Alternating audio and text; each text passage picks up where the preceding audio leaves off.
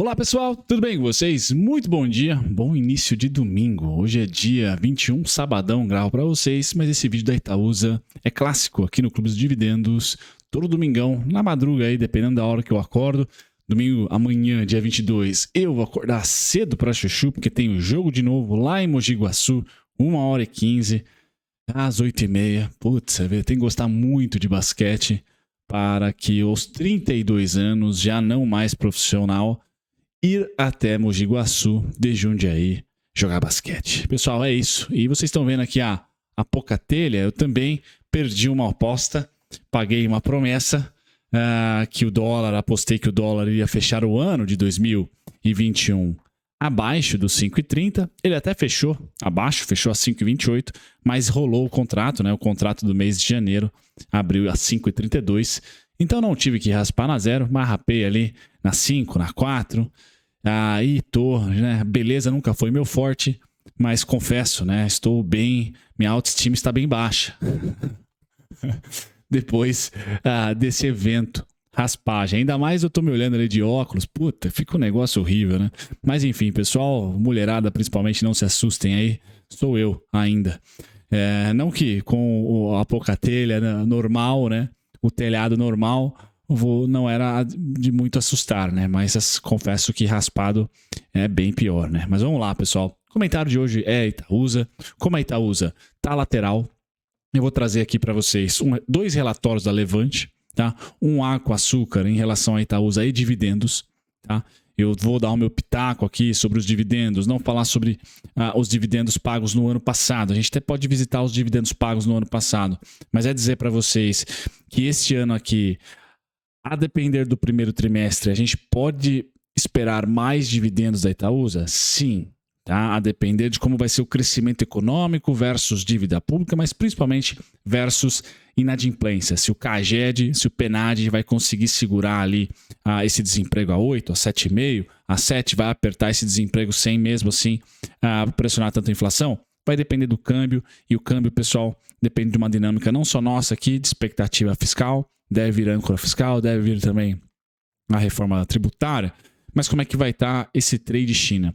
Enquanto nós tradarmos a China, a gente percebeu aí que mesmo com os ruídos domésticos, conseguimos ter a bolsa se recuperando, assim como aconteceu nas últimas duas PECs. Então o papo aqui vai ser quantitativo, vai ter market breadth, vai ter petróleo como está na tela, vai ter minério de ferro, que são os dois melhores presidentes que o Brasil pode ter, ou presidentes que o Brasil pode ter, a cotação subir. Tá? Tava ouvindo um podcast antes de entrar no ar aqui com vocês, onde o gestor da Trust, que se eu não me engano é xará meu também, Bruno, posso estar enganado, mas acho que ele chama Bruno, tá? Ele foi no Stock Pickers, tá? Se eu lembrar, eu deixo para vocês aqui na descrição esse vídeo no YouTube, tem também no Spotify.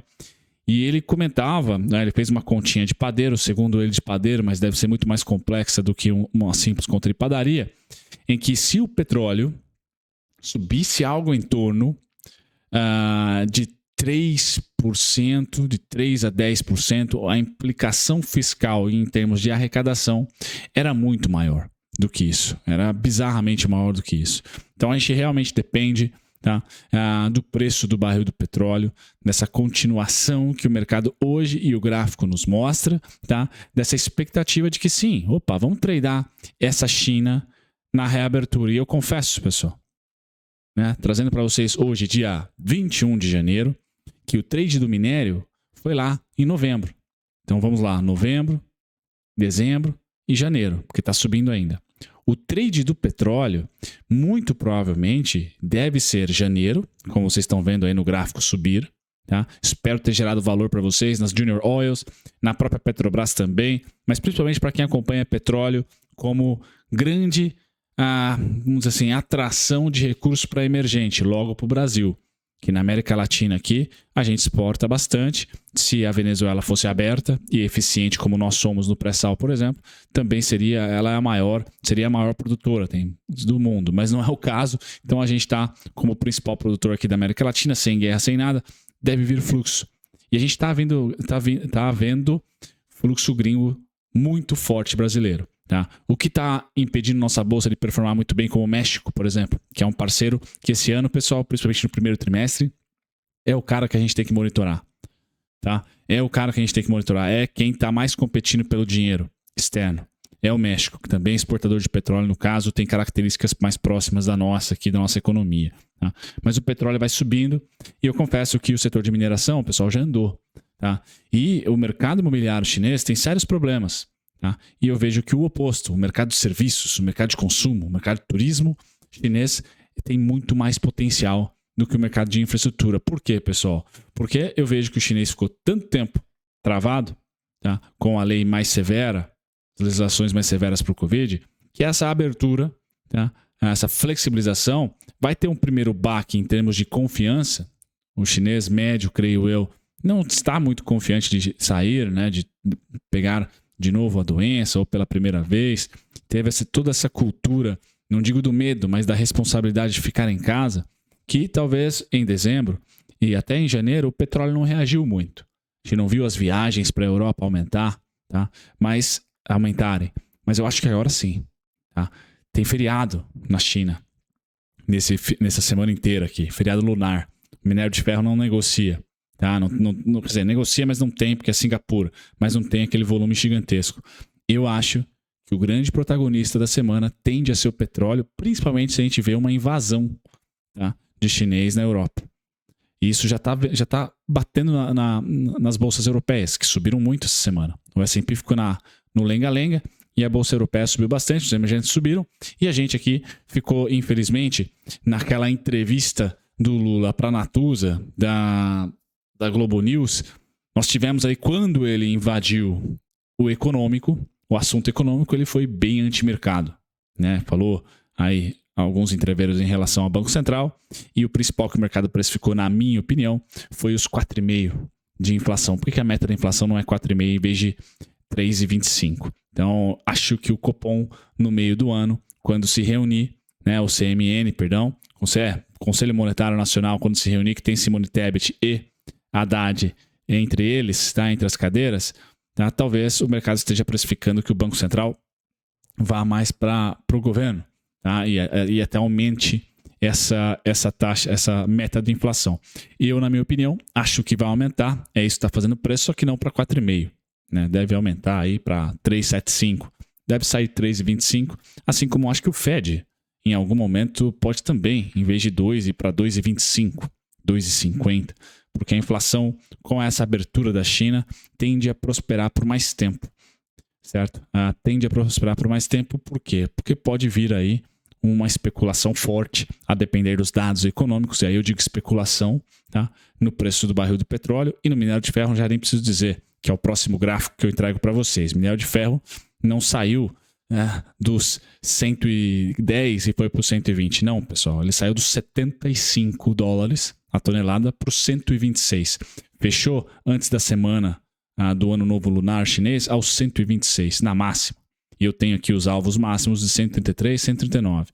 Então, para o minério de ferro, pessoal, e agora invadindo e falando, olha, eu vejo que a estratégia é só apertar os stops da Vale. E quem é comprador da Vale por longo prazo, eu compraria menos Vale agora. Não vejo ainda hora de comprar proteção. Não acho que seria o momento. Tá? Vai ter o momento. Tá? E vai ser lento, vai ser tranquilo. Não precisa ter FOMO, né? de perder ali a grande oportunidade de se proteger na sua carteira de longo prazo via put, por exemplo. Não, ou via venda de calls. Não vejo esse momento. Acho que tem um pouquinho de subida ainda para Vale. Tá? Agora, o minério de ferro até os 133, 139. O petróleo, perdão, esse não, pessoal. Esse, para mim, a depender do tamanho da especulação e a pior ou não da crise entre Rússia e Ucrânia, esse cara aqui, ele pode simplesmente, em um trimestre, tá valendo $111,63. Aconteceu isso em 2012 e 2013. E é esse o cenário que eu trago para vocês, para a nossa bolsa e para os dois principais ativos que movimentam nossa bolsa, Vale e petróleo, minério e Vale, Petrobras, minério e petróleo. Porque quando eu volto, tiro o zoom do petróleo, coloco lá no gráfico semanal e volto uma década atrás, tá? É justamente este movimento aqui, ó, que eu venho falando para vocês que eu acredito que o petróleo vai performar em 2023 e muito provavelmente em 2024, onde a gente vai ter um gigante asiático crescendo, acelerando, até que a inflação lá comece a pegar, tá baixa, então tem aí um ano de política, na minha opinião, expansionista chinesa, que vai fazer esses caras crescerem 5, 5,5%, 6%, e aí o petróleo vai ficar aquecido durante esse tempo. Tá? Então, o cenário do petróleo que eu tenho é esse mesmo cenário que durou de 2010 a 2014. Aí veio o xisto e quebrou o petróleo. Não só o xisto quebrou o petróleo, mas também o crescimento global não era aquelas coisas. A China não estava crescendo muito já naquele momento. Tá? Muito em relação à década anterior, mas estava crescendo seus 3, 4, 5%. Eu acho que o mesmo vai acontecer, só que sem o xisto. Tá? Então, esta super queda no petróleo, eu não acredito. Legal? Agora, na lateralização, sim, é isso que eu acredito. Então, o petróleo estabilizando, talvez a gente tenha achado o piso. Tá? O teto também já foi descoberto. Estamos ali falando do teto de $140, né? Quando bateu ali o primeiro míssil entre Rússia e Ucrânia. Tá? Agora eu estou falando de 111. Tá? Então, o meu nível máximo petróleo é 111. Então, eu trabalho com essa tese para vocês faz algum tempo. Entre alguns dias aqui eu errei, né? Quando o petróleo ficou abaixo dos meus principais pontos aqui, eu errei. Tá? Mas agora volto ao meu cenário base e eu tenho a máxima da máxima da máxima em 111. O mais provável é o VWAP, que vocês estão vendo em vermelho aqui. Ó. O mais provável é que o petróleo venha a testar aqui os 97, tá? Os 88, os 97, os 102. Legal? Então o piso me parece estar se formando, pessoal. O piso se formou. E aí é bacana, porque a gente vai poder falar, eu vou poder trazer para vocês, se eu acertar, por exemplo, quando o petróleo, sei que o assunto não é Itaúsa, pessoal, é que Itaúsa não teve muita movimentação, tá? Quando o petróleo se aproximar, por exemplo, dessas faixas de preço aqui, eu vou falar, pessoal, olha, legal, vamos tentar olhar aí para, de repente, se proteger na carteira. Você que não roda a carteira, não faz giro de patrimônio, vamos olhar opções? Vamos olhar aí compra de put, vamos olhar venda de call. E aí eu sempre falo, né? Fiz uma live com o Mestre Su, tá? Do Mestre dos Derivativos. Vou tentar deixar nos cards para vocês. E o Jimmy Carvalho, que eu sou aluno dele, que é um puta de um amigo meu e eu tô aos poucos consumindo o curso dele.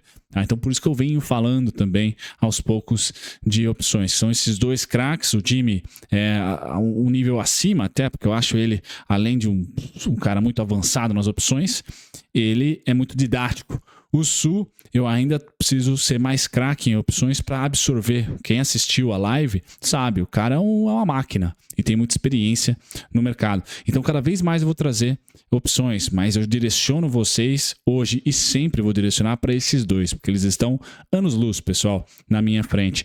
Então, de maneira gráfica e técnica, se eu acertar no petróleo, é dessa maneira que eu vou trabalhar com vocês. Nas Junior Oils, num BOVA11, também, né, faz efeito no BOVA11 o petróleo. Assim como caso volte aqui para os 80, 84, 85, opa, vamos tentar olhar para o lado oposto, né? Olhar para um desequilíbrio comprador. Tá? Então o petróleo, pessoal, deve performar bem o mês de janeiro, desse call aí de reabertura de China. Tá? Minério de ferro com menos intensidade, mas ainda assim, nas estratégias, por exemplo, é só sobe o stop, não é para sair da tese, porque está voando. Tá? O grande fluxo do minério de ferro, depois que ele inverteu o processo de alta, né, de 22%, de 25 a 30 dólares, ele inverteu aqui, ó. Tá? Nós estávamos em 2022 ainda. Então, neste momento aqui, nesse pivô, na análise técnica, por exemplo, que ele fez, esse foi o único pivô que importou para mim, para dizer, opa, pessoal, não é mais o amarelinho. Tá? Agora é literalmente, né, China, é o vermelho. Então a gente vem aqui para 133, 138, 139, que eu tenho como cenário base para o ano. Então se o minério de ferro ficar acima do 139, por exemplo, eu já estou começando a errar. Tá? Já vou passar meses, dias, semanas errando. Assim como o petróleo passou ali 4 dias comigo errando. Tá? Então também tenho isso. E na base, pessoal, o pullback, 88,15. Tá? 88,15. O minério também, eu tenho o cenário do pré-pandemia, não necessariamente 2012, 13, tá? Onde ele ficou lateral por muito tempo, mas eu vou falar aqui entre 2016 e 17, tá? Um cenário que infelizmente o minério aqui tem pouca liquidez, né? Mas um cenário assim, ó. A gente tem de lateralizar. O que o Bruno está crendo então para 2023? Eu já comentei com vocês bastante. Pessoal, eu estou acreditando, meu cenário base é o quê? Temos aqui no minério de ferro, óbvio, né, um rally já mais maduro. O petróleo está amadurecendo o seu rally, então a gente dá sorte no Ibovespa, porque um cavalo de corrida foi na frente, a Vale, e agora vem a Petrobras, já está subindo quase 20%. Então, é importante que estejam aquecidas, mas é um momento de rally de alta, mas não de tendência de alta. Então deve bater, na minha opinião, entre os 133 e 139, pessoal, e voltar para os 88. Tá? E aí, lateralizar. Melhores compras em 88, melhores vendas em 133, 127, no VWAP aqui que está no 127 nesse momento. E assim a gente vai trabalhando um mercado consolidado, onde tem uma economia expansionista e o Ocidente inteiro contracionista. Então a gente não tem uma tendência muito clara para os emergentes, porque a gente ainda depende bastante de China, tá? E Estados Unidos, não só de China. Tá? Somente a China não traz para a gente uma nova máxima no Ibovespa. Tá? E aí, quando eu olho para o Ibovespa, eu trago para vocês este Market Breadth aqui, né? Deixa eu sair da telinha, acho que fica melhor para vocês. Bacana. O que traz aqui, então, pessoal? No Ibovespa, nas ações que compõem o Ibovespa, tá? As linhas azuis, vermelhas e laranjas desse gráfico de cima aqui representam as médias de 20, de 50 laranja e de 200 vermelha. Tá? E o vermelho pintadinho e o verde pintadinho aqui, grifado, etc., com highlight, significa o vermelho aqui quando 80% das ações negociam acima da média específica ou das médias, se forem todas que estejam aqui em cima, e o verdinho quando somente 20% das ações estão negociando acima no gráfico diário. Então, os movimentos de PEC, tá, trouxeram o Ibovespa para o desconto, PEC precatório, benefícios de transição. E no pós-PEC, pessoal, batata, a gente voltou para a venda. Como nós estamos em um mercado consolidado, eu, Bruno Mazzoni, já tinha esse cenário em 2021 e agora é engenheiro de obra pronta, mas eu mantenho para 2023, principalmente para o primeiro semestre, tá? Um mercado ainda muito difícil, onde nós temos aqui máxima, embaixo é Ibovespa, tá? Máxima e mínima bem definido. Tá? Eu ainda vou utilizar indicadores como IFR, como Market Breadth, tá? Porque eles me dão o que o mercado chama de sobrecompra, tá? E sobrevenda. E vou apostar contra a resistência, contra aqui o suporte. Quando nós tivermos juros caindo, ou pelo menos algum sinal mais interessante aí de fiscal, juros caindo, esse combo, pessoal, aí sim eu tiro o IFR como principal indicador, né? Ou eu tiro o Market Breadth, por exemplo, e eu vou utilizar médias, porque médias acompanham tendência, a gente vai olhar ali para um retorno à média, melhor compra, etc. Tá? Então a análise técnica também não é uma certeza, uma verdade, é simplesmente ali o contexto importa muito mais, né? E o evento, sem dúvida nenhuma. Pessoal, merchan, mas também é interessante para vocês que querem dar uma olhadinha aí na versão fundamentalista da tese da Itaúsa e principalmente os dividendos. Tá com dúvida sobre qual que é a expectativa de dividendos para 2023? A Levante, a Research, que é parceira do canal, também vai te ajudar, tá? Então esse relatório é gratuito, em troca só o seu nome, o seu lead, né? O seu nome e o seu e-mail, não precisa celular nem sobrenome. Vai estar na descrição aqui para vocês esse relatório, super simples, tá? E eu falei de opções, temos um relatório de opções também, tá? Se você acredita que o mercado vai estar travado, travas são importantes, complexas para mim, que estou aprendendo ainda, o Jimmy está me ensinando, tá? Mas tem aqui também um PDF para vocês que fala um pouquinho de travas de alta. Tá? Especificamente de travas de alta, que é uma estratégia usando opções. Então, ganhos expressivos e perdas controladas. Aprenda a ganhar ou aprenda a operar opções com travas de alta. Então, o assunto opções também. Esses dois relatórios, pessoal, na descrição. E aí eu finalizo, finalmente, falando da Itaúsa. Vocês que são novos do canal, né? Eu acabei nem falando meu nome é Bruno Mazzoni. E quando a Itaúsa ou a agenda de dividendos não tem muito protagonismo, eu acabo dando mais ênfase para um cenário macro do que propriamente para a Itaúsa. Para a Itaúsa, pessoal, eu acho que os dividendos esse ano aqui tendem a ser idênticos a 2022. Tá? A expectativa de ser maior caso a gente tenha um push muito grande aí entre uma dinâmica que é difícil de acontecer, de manutenção da queda do desemprego, legal, e inflação controlada ou caindo, convergindo para a meta. É muito difícil, tá? Mas é possível. Quem que vai ser o grande aliado nessa sistemática? O dólar. Então, se o dólar de fato for para 4,70, pessoal, eu confesso que o PNAD, o CAGED pode estar bombando e trazendo aí o desemprego para 7,5, 7, tá? E que a gente não vai ter inflação. E a PEC em jogo, a gente não vai ter inflação. porque ainda o dólar, a gente está muito indexado à moeda. Então, se o dólar tiver uma deflação muito forte, mesmo que as commodities se mantenham altas ou subam um pouquinho, eu acho que a deflação vem. Tá certo? Considero que esse é o único cenário provável. E aí a deflação vindo ajuda o Itaú a diminuir o seu PDD, ajudando o Itaú a diminuir o seu PDD, bom, temos dividendos a lá 2019 da Itaúsa. Tá? Mas eu não trabalho com esse cenário, pessoal. Eu trabalho com os dividendos aí entre os 35 e 40 centavos, aí, se não me engano, que tem sido, que foi o valor do ano passado. Eu acredito que a Itaúsa vai chegar muito próxima disso. Legal? Então, continha de padeiro aí, se você quiser colocar 40 centavos da Itaúsa, divide por 6%, o preço teto seria 6,70, 6,65. Olha, não está barato. Tá? Então, por dividendos, a Itaúsa realmente não está barata. Pode ser que esse seja o grande motivo pelo qual o Barsi não se interessa pela Itaúsa. Na parte técnica, pessoal, o descontão para esse trimestre atabalhoado está aqui, ó, 7,56, 7,54, perdão, 7,66, 7,99, 8,1. Né? O 8,1 e o 7,99 e quase os 7,66 tocaram. Tá? Então a parte que não é engenheiro de obra pronta, que é interessante aqui, venda de puts, etc., tá aqui, né?